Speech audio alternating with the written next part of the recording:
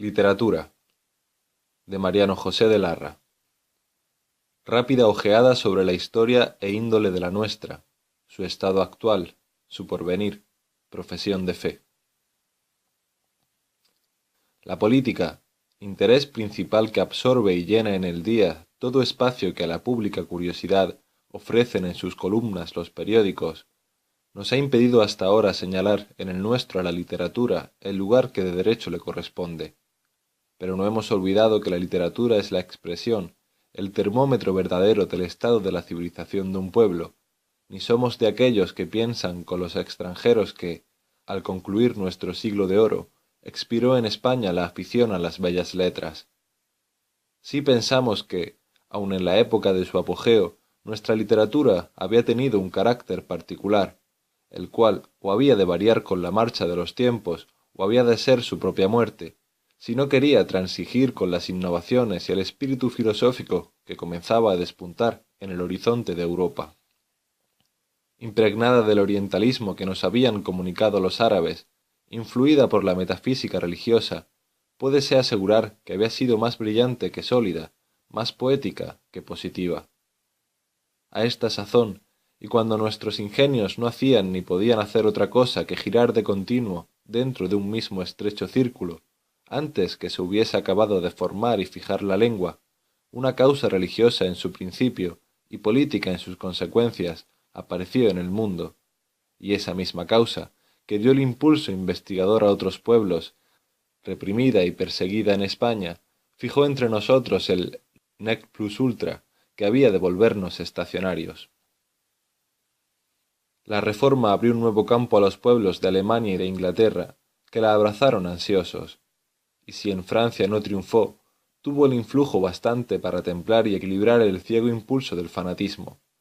Los que se atrevieron a luchar con ella abiertamente no osaron en cambio dejar toda su fuerza a la reacción religiosa, temerosos sin duda de que la falta de contemplación forzase a los pueblos, avizorados ya con el ejemplo, a lanzarse en la nueva senda que delante de sí veían abierta.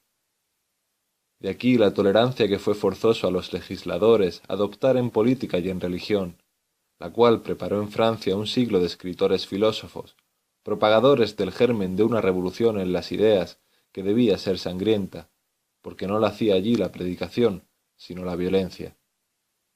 La España estaba más lejana del foco de las ideas nuevas. Las que en otros países caducaban ya eran nuevas todavía para ella, porque, recién salida de la larga dominación musulmana, veía todavía en el catolicismo el palladium que la había salvado. 7 siglos, además de guerras y rencores religiosos, debían haberla hecho más fanática.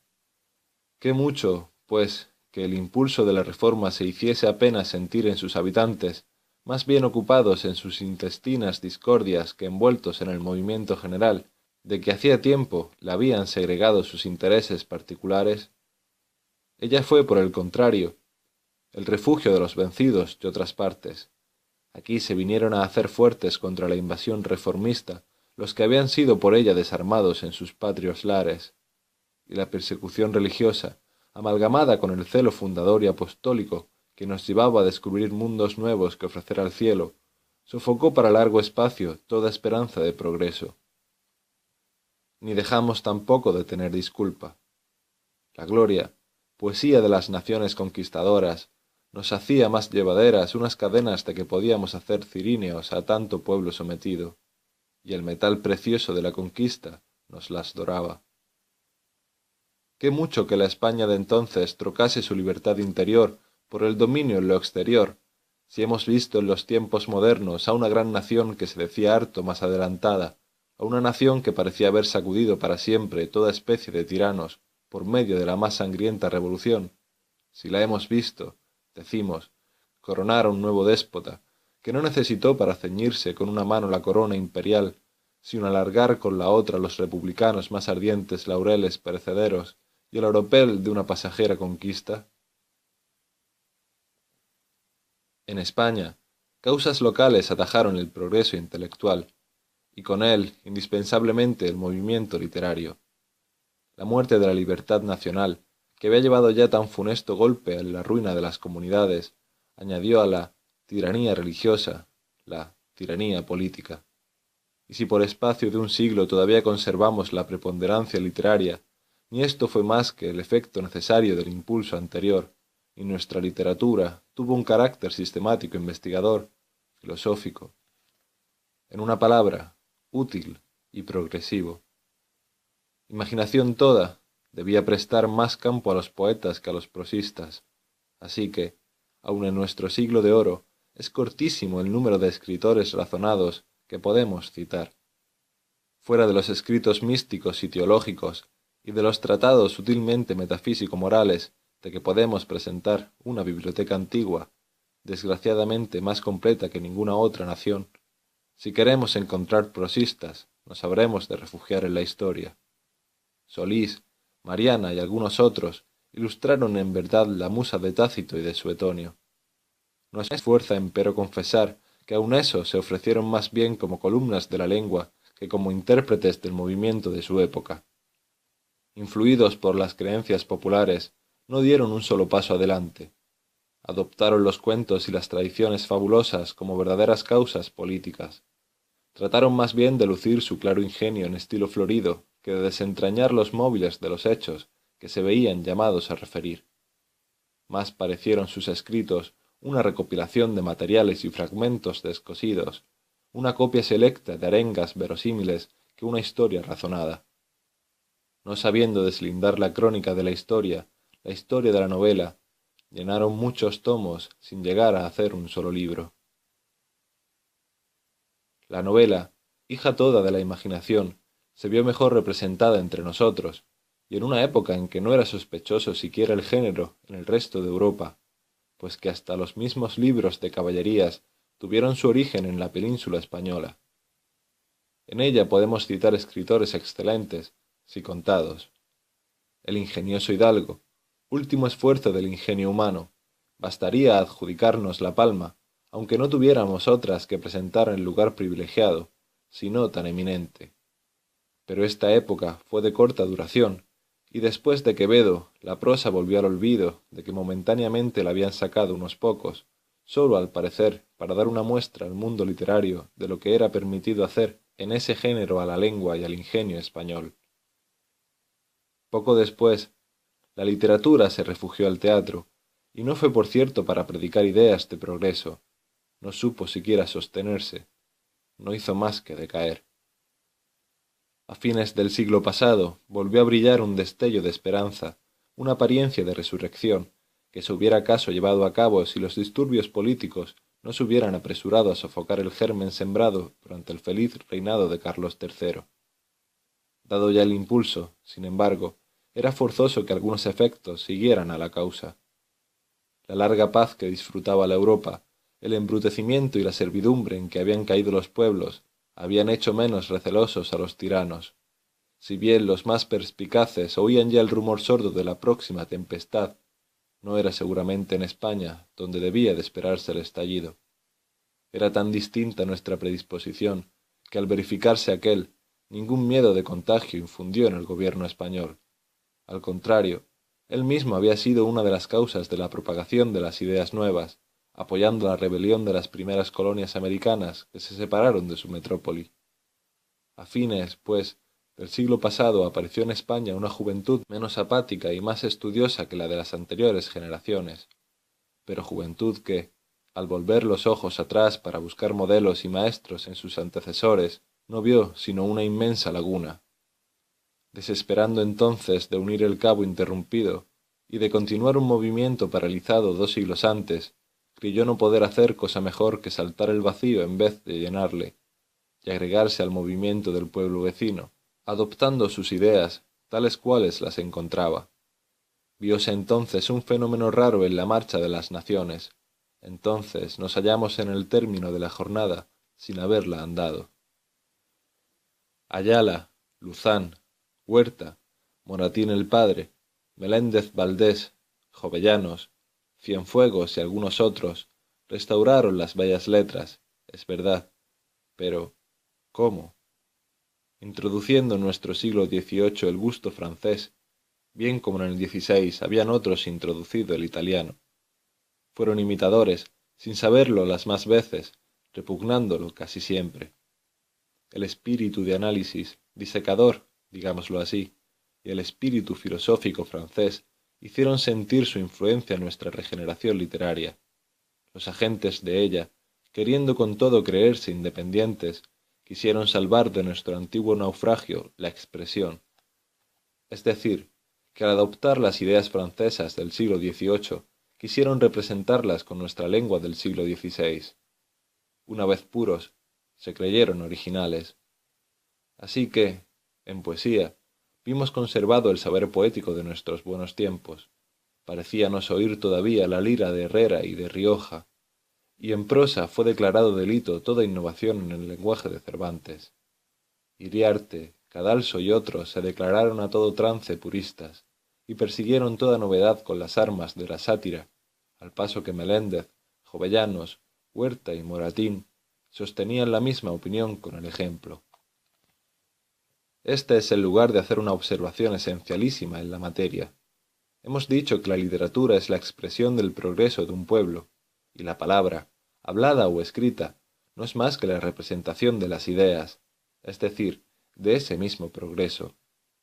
Ahora bien, marchar en ideología, en metafísica, en ciencias exactas y naturales, en política, aumentar ideas nuevas a las viejas, combinaciones de hoy a las de ayer, analogías modernas a las antiguas, y pretender estacionarse en la lengua, que ha de ser la expresión de esos mismos progresos, perdónennos los señores puristas, es haber perdido la cabeza. Quisiéramos, sin ir más lejos en la cuestión, ver al mismo Cervantes en El Día, forzado a dar al público un artículo de periódico acerca de la elección directa, de la responsabilidad ministerial, del crédito o del juego de bolsa, y en él quisiéramos leer la lengua de Cervantes. Y no se nos diga que el sublime ingenio no hubiera nunca descendido a semejantes pequeñeces, porque esas pequeñeces forman nuestra existencia de ahora, como constituían la de entonces las comedias de capa y espada, y porque Cervantes, que las escribía para vivir cuando no se escribían sino comedias de capa y espada, escribiría, para vivir también, artículos de periódico, hoy que no se escriben sino artículos de periódico. Lo más que pueden los puristas exigir es que al adoptar voces y giros, frases nuevas, se respete, se consulte, se obedezca en lo posible el tipo, la índole, las fuentes, las analogías de la lengua. He aquí verdades que no comprendieron los padres de nuestra regeneración literaria. Quisiera adoptar ideas peregrinas, exóticas, y vestirlas con la lengua propia. Pero esta lengua, de semejante de la túnica del Señor, no había crecido con los años y con el progreso que había de representar. Esta lengua, tan rica antiguamente, había venido a ser pobre para las necesidades nuevas. En una palabra, este vestido venía estrecho a quien le había de poner. ¿Acaso sea esta una de las trabas que nuestros literatos tuvieron entonces para entrar más adentro en el espíritu del siglo? De esto sería una prueba la inculpación que a Cienfuegos se ha hecho de haber respetado poco la lengua. ¡Qué mucho! Si Cienfuegos era el primer poeta que teníamos filosófico, el primero que había tenido que luchar con su instrumento, y que le había roto 1000 veces en un momento de cólera o de impotencia. Si nuestras razones no tuvieran peso suficiente, habría de tenerlo indudablemente el ejemplo de esas mismas naciones, a quienes nos vemos forzados a imitar, y que, mientras nosotros hemos permanecido estacionarios en nuestra lengua, han enriquecido las suyas con voces de todas partes, porque nunca preguntaron a las palabras que quisieron aceptar, ¿de dónde vienes?, sino, ¿para qué sirves? Y medítese aquí que el estar parado cuando los demás andan no es sólo estar parado, es quedarse atrás, es perder terreno. Además de esta causa, que opuso tantas trabas a nuestros adelantos, había otra, a saber, que el número de los que adoptaban el gusto francés e importaban una nueva literatura era reducido. Eran entonces solamente unas cuantas avanzadas de la multitud, estacionaria todavía, tanto en literatura como en política. No queremos rehusarles por eso la gratitud que de derecho les corresponde. Quisiéramos sólo abrir un campo más vasto a la joven España. Quisiéramos sólo que pudiese llegar un día a ocupar un rango suyo, conquistado, nacional, en la literatura europea. No es nuestra intención en esta reseña general entrar a analizar el mérito de los escritores que nos han precedido. Esto fuera molesto, inútil a nuestro propósito, y poco lisonjero acaso para algunos que viven todavía. Después que algunos hombres caros a las musas hubieron, no levantado nuestra literatura, sino introducido en España la francesa, después que nos impusieron el yugo de los preceptistas del siglo ostentoso y compasado de Luis XIV, las turbulencias políticas vinieron a atajar ese mismo impulso, que llamaremos bueno a falta de otro mejor. Muchos años hemos pasado de entonces acá sin podernos dar cuenta siquiera de nuestro estado, sin saber si tendríamos una literatura por fin nuestra, o si seguiríamos siendo una postdata rezagada de la clásica literatura francesa del siglo pasado. En este estado estamos casi todavía, en verso, en prosa, dispuestos a recibirlo todo, porque nada tenemos. En el día, numerosa juventud se abalanza ansiosa a las fuentes del saber. ¿Y en qué momentos? En momentos en que el progreso intelectual, rompiendo en todas partes antiguas cadenas, desgastando tradiciones caducas y derribando ídolos, proclama en el mundo la libertad moral a la par de la física, porque la una no puede existir sin la otra. La literatura ha de resentirse de esta prodigiosa revolución, de este inmenso progreso. En política, el hombre no ve más que intereses y derechos, es decir, verdades. En literatura no puede buscar por consiguiente sino verdades. Y no se nos diga que la tendencia del siglo y el espíritu de él, analizador y positivo, lleva en sí mismo la muerte de la literatura. No. Porque las pasiones en el hombre siempre serán verdades, porque la imaginación misma, que es sino una verdad, más hermosa. Si nuestra antigua literatura fue en nuestro siglo de oro más brillante que sólida, si murió después a manos de la intolerancia religiosa y de la tiranía política, si no pudo renacer sino en andadores franceses, y si se vio atajado por las desgracias de la patria ese mismo impulso extraño, esperemos que dentro de poco podamos echar los cimientos de una literatura nueva, expresión de la sociedad nueva que componemos, toda de verdad, como de verdad es nuestra sociedad, sin más reglas que esa verdad misma, sin más maestro que la naturaleza, joven, en fin, como la España que constituimos. Libertad en literatura, como en las artes, como en la industria, como en el comercio, como en la conciencia. He aquí la divisa de la época, he aquí la nuestra, he aquí la medida con que mediremos. En nuestros juicios críticos preguntaremos a un libro, ¿nos enseñas algo? ¿Nos eres la expresión del progreso humano? ¿Nos eres útil? Pues eres bueno.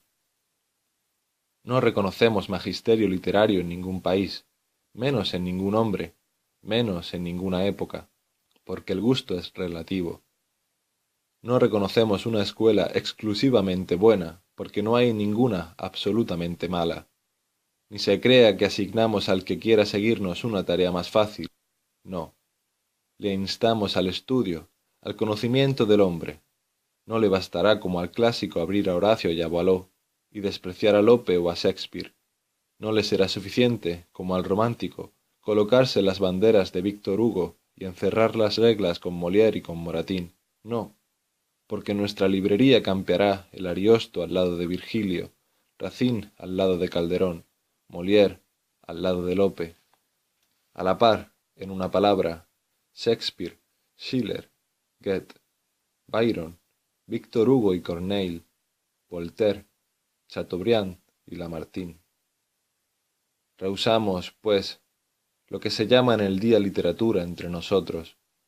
No queremos esa literatura reducida a las galas del decir, al son de la rima, a entonar sonetos y odas de circunstancias, que concede todo a la expresión y nada a la idea, sino una literatura hija de la experiencia y de la historia y faro, por lo tanto, del porvenir, estudiosa, analizadora, filosófica, profunda, pensándolo todo, diciéndolo todo en prosa, en verso, al alcance de la multitud ignorante aún, apostólica y de propaganda, enseñando verdades a aquellos a quienes interesa saberlas, mostrando al hombre, no como debe ser, sino como es, para conocerle.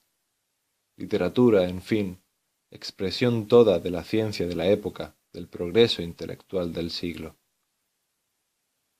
El Español, 18 de enero de 1836.